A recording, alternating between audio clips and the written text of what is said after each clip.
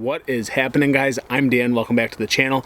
I am reviewing an old ass beer today. I don't even know when this is from, guys, but it's coming from Lagunitas. Haven't had a Lagunitas beer in a while, especially one that is aged. I've been clearing out my cellar the last year or so because I've realized a lot of the beers I had in my cellar, they were not refrigerated. It was in the darkness. It was down in the basement. It is cool down there, but I've noticed that a lot of the stouts and a lot of the older beers, especially bourbon barrel aged or not, have not been the greatest. So I don't know how oxidation occurred, but it just did. Maybe that is just with age, guys. I don't think I did anything improperly with storage, but basically I'm going through my cellar as of right now to try to review some of the older beers and see, is this a wash? Is this still good? I don't know. But here's the thing with Lagunitas. We don't know when this is from. Yes, you have the Julian code, Julian date.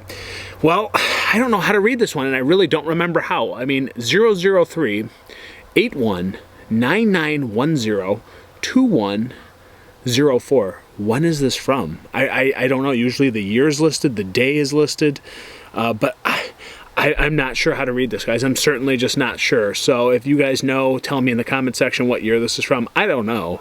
I wish it would just be more legitimate about the year. I'm not sure. 8, 1, 9, like, is it 19?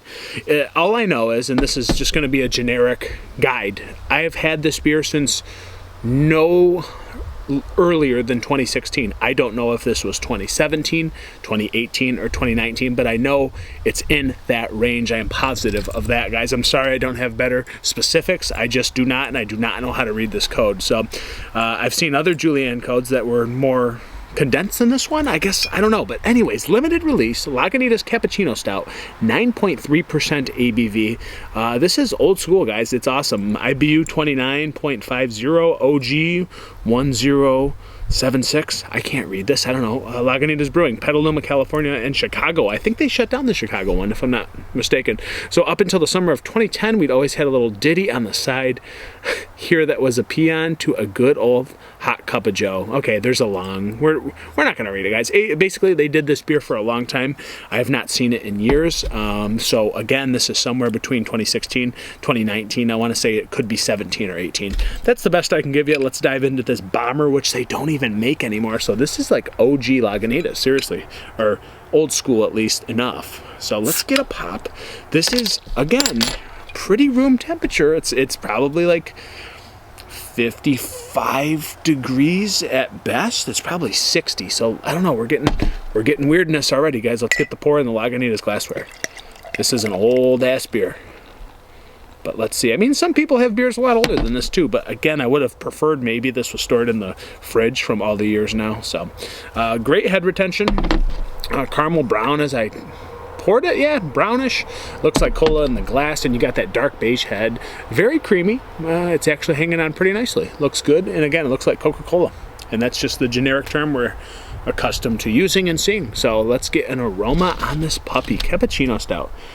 How old would this be if it was like, let's just say 2017, 18, 19, 20, 21, 22, 23, 24, 7 years? I don't know, guys. Let's get an aroma. Kind of underwhelming. Charred malts. It smells very underwhelming, I'm not going to lie. Coffee, maybe. Doing it blindly, I'd say a hint of coffee. Little touch of vanilla, but there is some possible oxidation on the nose. It smells a little wet cardboard, almost metallic. But sometimes I get that in stouts as well, just kind of the malts playing together. It's a little bit underwhelming. I'm scared. I'm nervous. Let's dive in, guys. The Cappuccino Stout from Lagunitas, the limited release. I'm pretty sure this was a pretty cheap bottle too at the time. Like, very good pricing. Couldn't remember what it was, obviously, but it was a good price. Cheers.